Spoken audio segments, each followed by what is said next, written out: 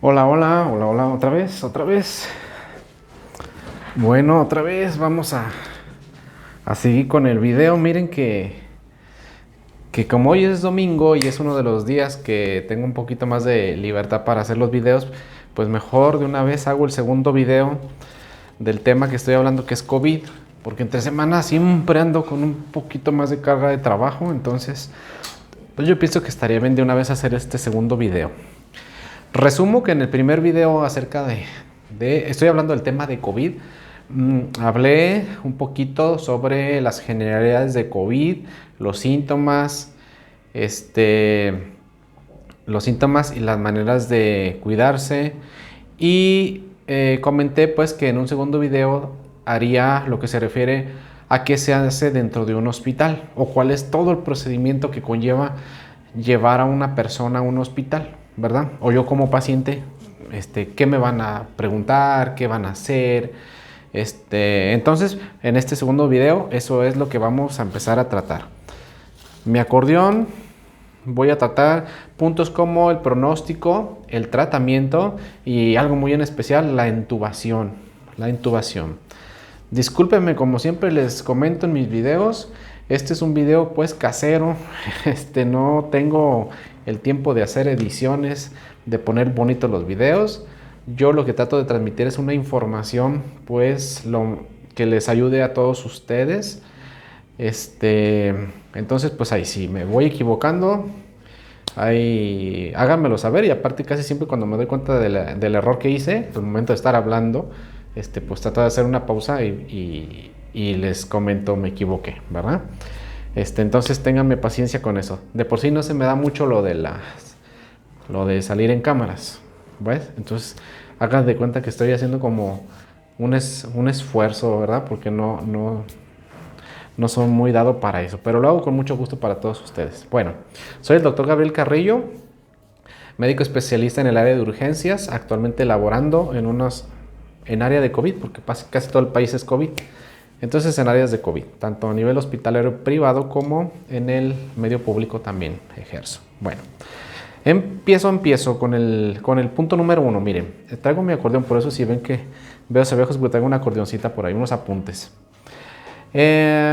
Bueno, una vez que ya la persona llega al hospital, ¿qué es lo que se realiza? Voy a poner un ejemplo. Imagínense que yo soy el paciente. No, al revés. Imagínense que yo soy el médico y en este momento me llega un paciente. Y aquí hay dos tipos de pacientes.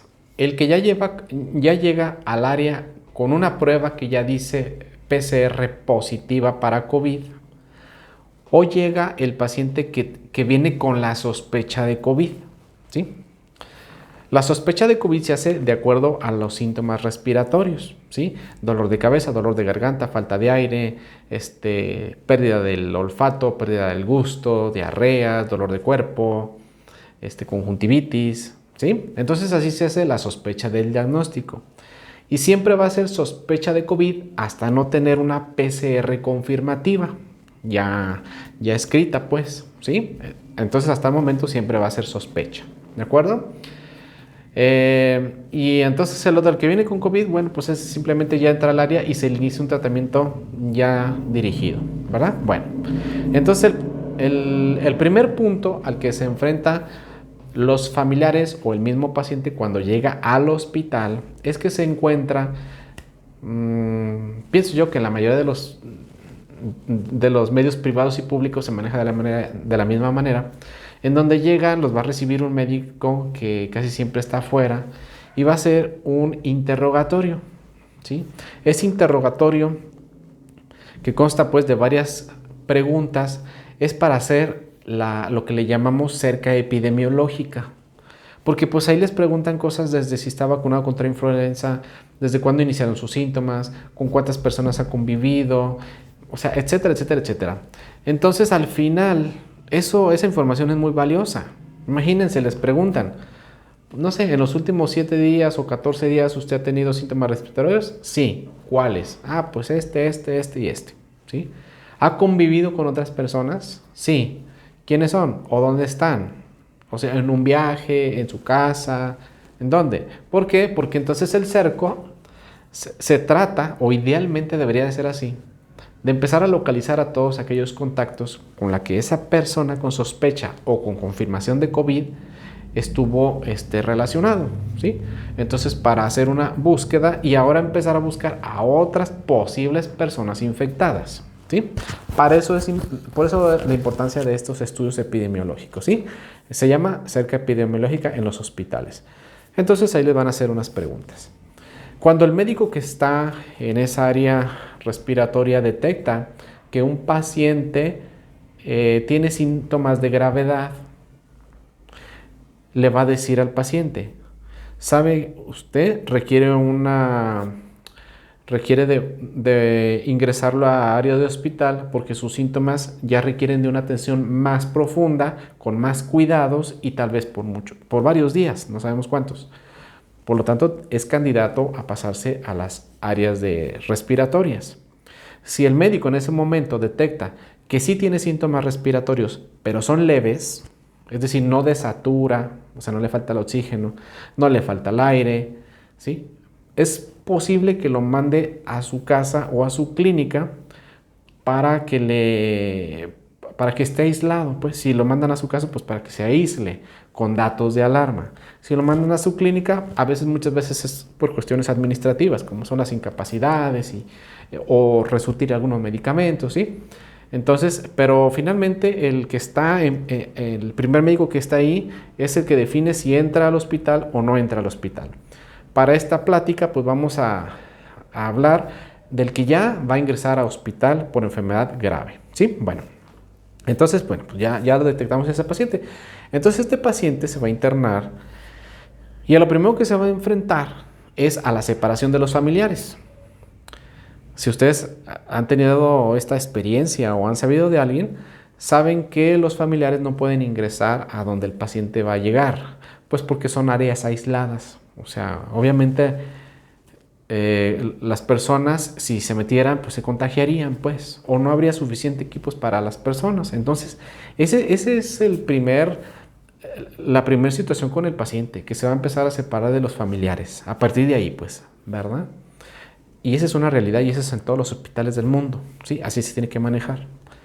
Bueno, una vez que el paciente ya ingresó, ahora el médico que se va a hacer cargo de este paciente, le va a hacer también otra vez un interrogatorio para corroborar, pues, finalmente si el paciente si es candidato a estar en esa área o no.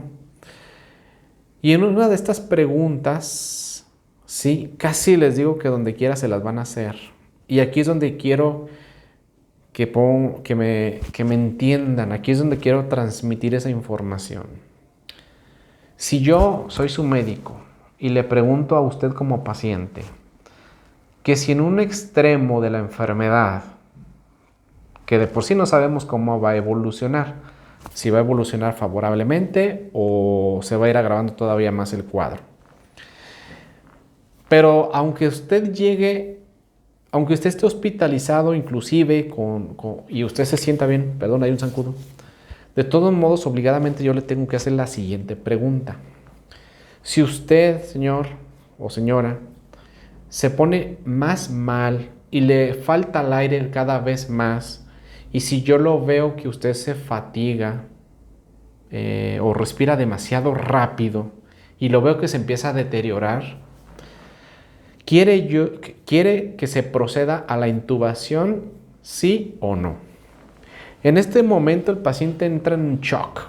Es más, incluso los familiares, porque muchas veces les informamos a los familiares, o de hecho les informamos sobre lo que se tendría que hacer para auxiliar a la persona, ¿sí? Entonces, esto de la intubación, en épocas de no COVID, de por sí ha sido un tema muy difícil de tratarlos con las personas. Podría haber mitos y podría haber realidades acerca de la intubación. Ay, perdón, pero hay un mosquito aquí. Miren, por ejemplo, yo he visto los rostros de las personas cuando le digo, oiga, ¿quiere que lo intubemos? Y de verdad me abren los ojos así, ¿verdad? Es un shock para la persona. Es que se imaginan lo peor. Y ahorita voy a decirles en qué consiste esta intubación. Pero primero que nada, es la primera pregunta que yo le voy a hacer al paciente. Si yo a mi paciente no le informo para qué es la intubación, y si él tiene en su cabeza tiene una creencia de que esto es malo o que esto ya prácticamente es un paso ya nada más para la muerte, si así lo quieren ver, pues obviamente el paciente le cuesta mucho trabajo entenderlo, ¿sí? Le cuesta trabajo, ¿sí? Hay otros pacientes que definitivamente nos dicen, no, si se requiere, pues adelante, ¿sí? Bueno, este es el punto en el que quiero entrar a detalle.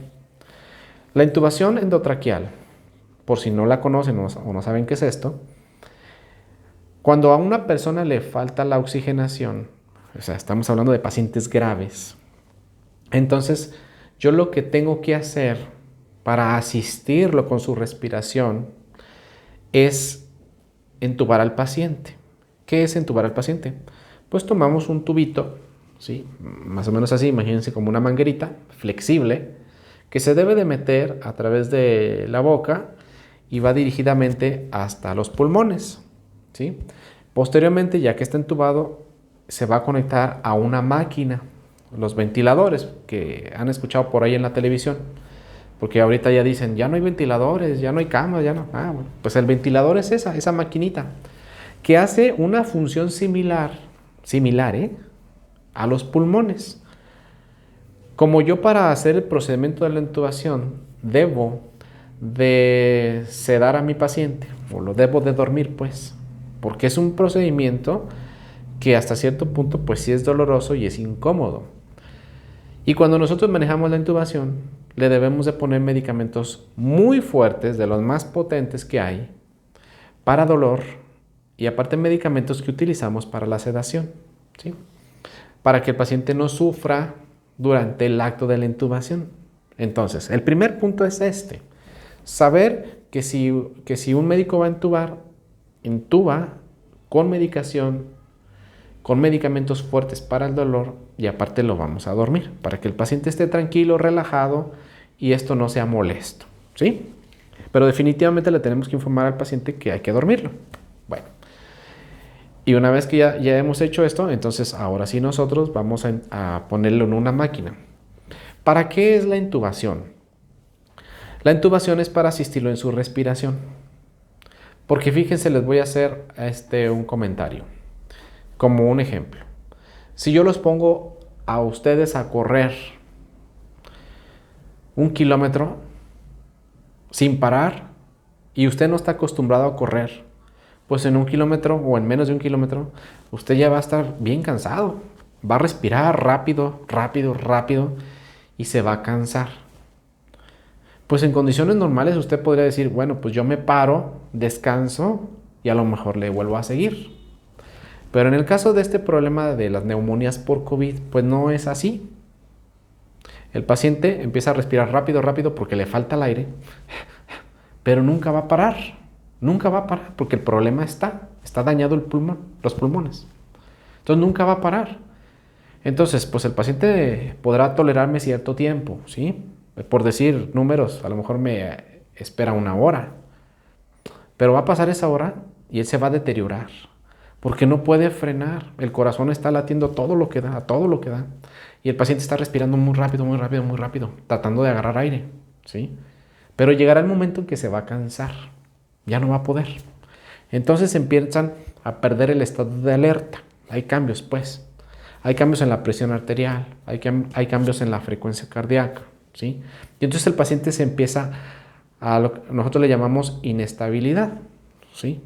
Los signos vitales, o sea, para la vida, para que funcionen, se empiezan a descontrolar, ¿sí?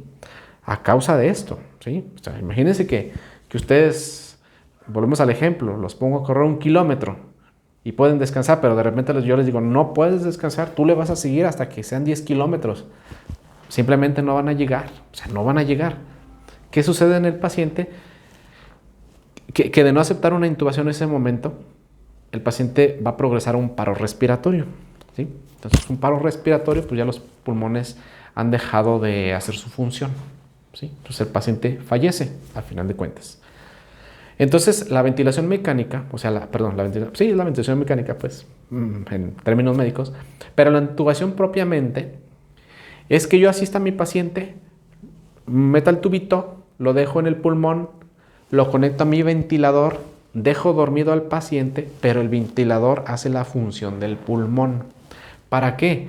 Para que yo como médico, mientras doy una serie de instrucciones para la administración de los medicamentos, ¿sí?, que utilizamos pues en estos pacientes, tratando de que hagan un efecto. O sea, anticoagulantes, antiinflamatorios. ¿Recuerdan la dexametasona que les comenté en el video pasado? En estos pacientes graves sí la utilizamos. ¿Por qué? Pues porque ya hay una respuesta severa inflamatoria.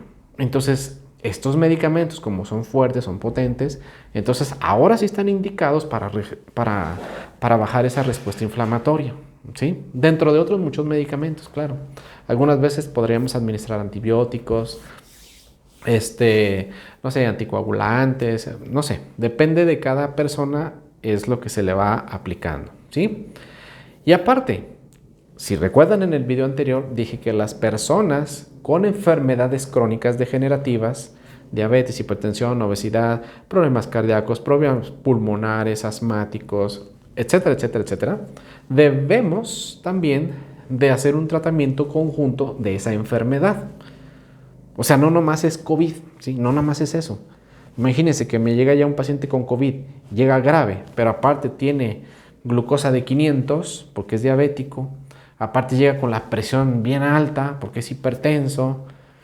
Eso lo tengo que yo empezar a tratar. Eso es compensar.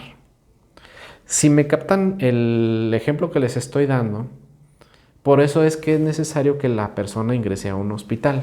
Miren, el caso de los pacientes diabéticos, a lo mejor me prolongo un poquito más en el video porque quiero que quede bien entendido y a lo mejor pongo varios ejemplos, ¿sí? Bueno, un ejemplo así rapidito. Ustedes han visto o han sabido de pacientes que tienen diabetes y que tienen pie diabético y dicen, no, bueno, pues es que el pie, pues le hacemos curaciones y lo estamos tratando, antibióticos, etcétera, etcétera, pero no se alivia y entonces duran mucho. Inclusive llegan a extremos donde hay necrosis del pie, ¿sí? Ah, bueno, esto mismo sucede en COVID. Si llega el paciente con COVID, pero aparte es diabético, es hipertenso y otras enfermedades, si yo no logro compensar ese azúcar o ese descontrol de la hipertensión, pues el paciente tampoco se va a aliviar o su pronóstico es más reservado para la vida, pues, ¿sí? Porque también el cuerpo lucha por una parte para resolver lo de la neumonía por COVID. Pero aparte está luchando contra el azúcar altísima, el descontrol de la presión arterial. A lo mejor si es un paciente que fumó muchos años, pues también está luchando con su fibrosis pulmonar o su EPOC, que es la enfermedad pulmonar obstructiva crónica, o es asmático, no sé. O sea, entonces el cuerpo está totalmente invadido, tanto por la neumonía por COVID como por las enfermedades que él ya tenía como crónico-degenerativas. ¿Sí me entienden? Entonces, quiere decir que cuando ya llega al hospital es porque es un paciente grave. Si no estuviera grave, creo que no se admiten en los hospitales, porque no hay necesidad de hacerlo. Los hospitales son para paciente grave, tal cual, así, ¿de acuerdo?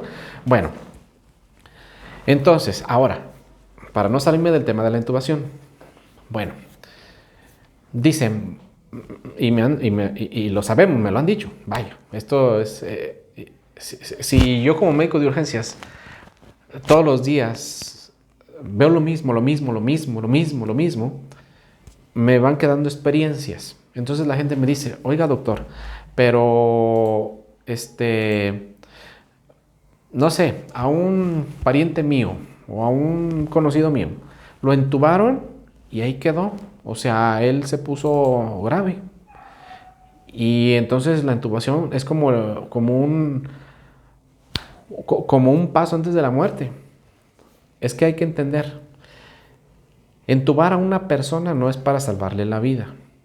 No es para salvarle la vida.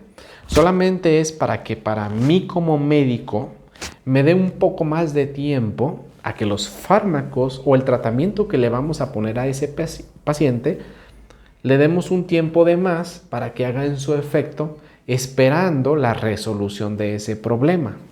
¿Sí? Espero que haya quedado entendido eso.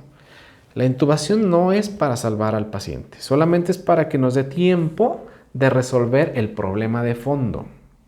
Entonces aquí pueden suceder dos situaciones, y esto me consta porque yo lo he visto.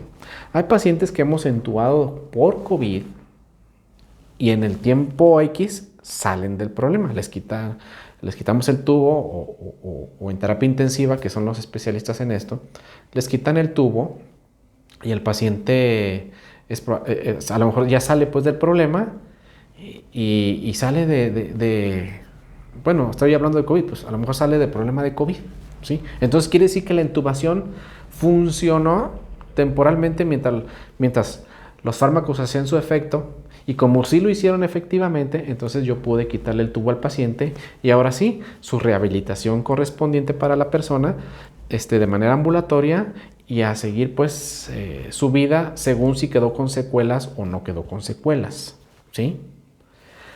Está al otro extremo definitivamente, el paciente que se entuba y los medicamentos no hicieron lo esperado para uno, o bien la enfermedad estaba tan grave, su sistema inmunológico estaba tan comprometido que pues obviamente o desgraciadamente no se obtienen los resultados que uno quisiera, inclusive entonces el paciente puede fallecer, ¿sí? Por eso mi comentario. El entubar no quiere decir que es salvar, no. Entubar nada más es para que nos dé el tiempo necesario para que los fármacos actúen. Aparte, les comento, una persona que está con esas respiraciones está sufriendo.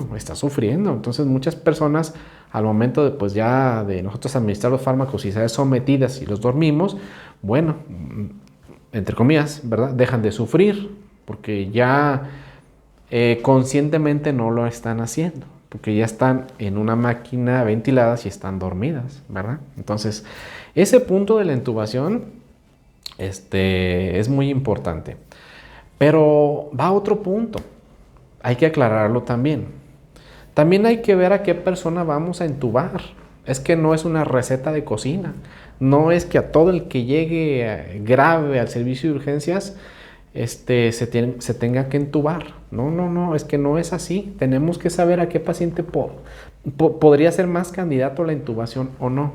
Miren, una persona deteriorada, es un ejemplo, ¿eh? Una persona tan deteriorada, es diabética, es hipertensa, tiene obesidad, es fumadora crónica, tiene enfermedad pulmonar, tiene enfermedad cardíaca, no sé, está muy hinchado o tiene una enfermedad ya terminal. Entonces en ese momento tenemos que hacernos la pregunta, ¿vale la pena la intubación frente al sufrimiento de la persona o la agonía que va a tener la persona? Es decir, el pronóstico en estas personas podría ser malo, ¿sí? Y hay gente que ha dicho, no doctor, no lo entube, ya sabemos que su enfermedad pues está muy deteriorada, entonces lo único que creemos que está haciendo es que al momento de entubarlo pues lo va a hacer sufrir. Efectivamente, y estoy de acuerdo. Esas personas pues se oye mal, ¿verdad? O está mal no poderles otorgar un tratamiento, pero definitivamente hay una razón. Si están tan descontroladas, tan descompensadas y aparte una neumonía por COVID o a veces se asocian bacterias también, pues el pronóstico se encarece. Entonces estas personas pues muchas veces no, más allá que otorgarles un beneficio, no les otorgamos nada. No. Entonces sí hay que saber a quién. Voy a otro contexto diferente. Una persona que no tiene ningún antecedente de enfermedades crónicas degenerativas, que está joven, está en edad productiva, ¿sí? Ok, tiene neumonía por COVID grave, estoy de acuerdo. Y se requiere entubar.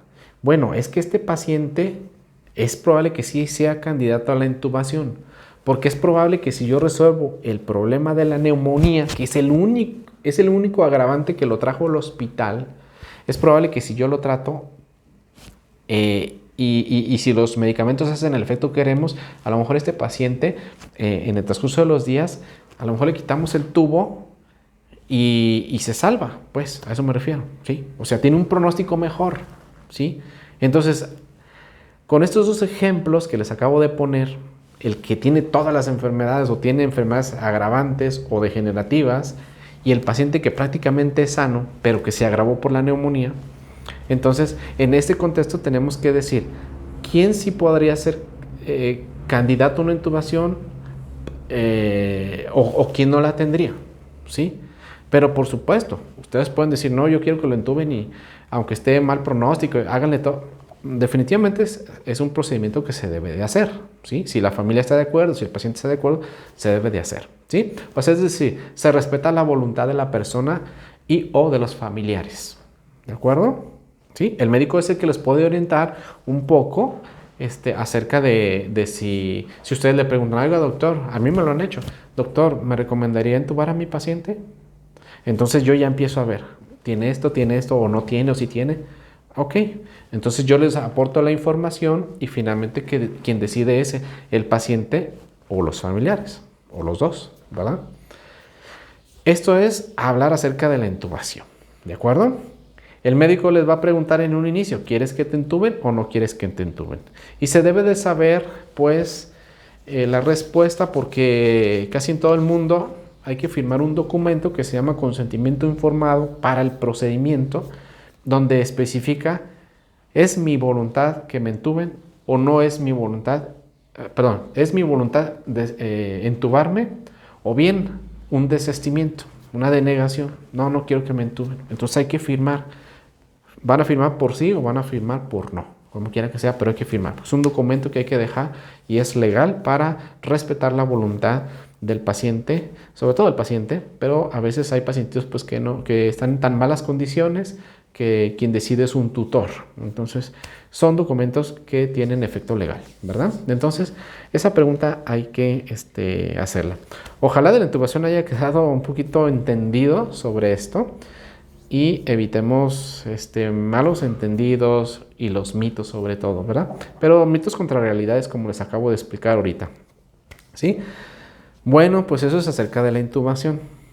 Bueno, entonces, ¿cuáles son los tratamientos que actualmente tenemos para COVID-19? Bueno, tratamiento específico ninguno. Durante todo el año hemos escuchado medicamentos que hasta un gobernante de un país de primer nivel lo publicaba, tomen, aplíquense. No nos vayamos por ese camino. Hasta que la máxima casa la máxima casa, pues, para que me entiendan ustedes, como de medicina, por decirlo así, que es la Organización Mundial de la Salud, que es la administradora internacional de todo esto, no nos diga, aquí está un tratamiento que definitivamente es específicamente para COVID y se ha visto y se ha probado que tiene resultados positivos, hasta ese entonces podremos utilizarlo. De lo contrario, mientras la OMS no nos lo diga, entonces son puros rumores, pues, porque no tienen un aval científico, no lo hay, ¿sí? Y tenemos el caso de dexametasona, citromicina, ivermectina, hidroxoquinoleína, o sea, un montón de fármacos y ninguno ha tenido resultados. Es más, yo he visto médicos que también lo han recetado a fin como de controlar la enfermedad y es que no tienen resultados, pues, desgraciadamente sí. Créanme que si hubiera resultados de esto, ya lo tuviéramos a la mano. Ya no estaríamos con este problema, ¿sí? Ya lo tuviéramos a la mano. Los virus son algo muy difíciles, son algo difíciles de atacar y muchos de ellos aún no tienen un tratamiento. Y por decirles un ejemplo, tenemos al virus del VIH, SIDA, que no hay un tratamiento. Tenemos al virus de la hepatitis, no hay tratamiento. Tenemos, no sé, virus como herpes zóster, no hay tratamientos. Pues virus como COVID, no hay tratamientos. Tenemos medicamentos que podrían mejorar los síntomas del paciente, pero no matamos a la enfermedad como tal. O sea, no podemos erradicar al virus, Estos virus tienen una capacidad extraordinaria de mutar, ¿sí? Que ese es un reto para la humanidad, ¿sí?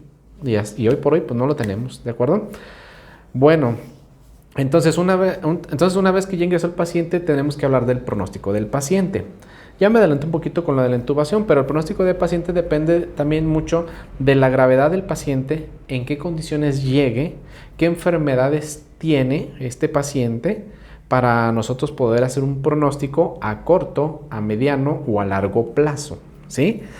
Para esto tendríamos que reunir todas las pruebas que habitualmente solicitamos, estudios de sangre, estudios de orina, tomografías, etcétera, para empezar a hacer los pronósticos, ¿sí?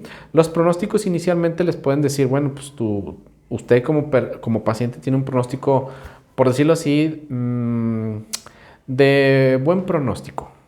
Pero cuando estás en el hospital, al menos para COVID, no sabemos cuál va a ser la evolución, si buena o mala.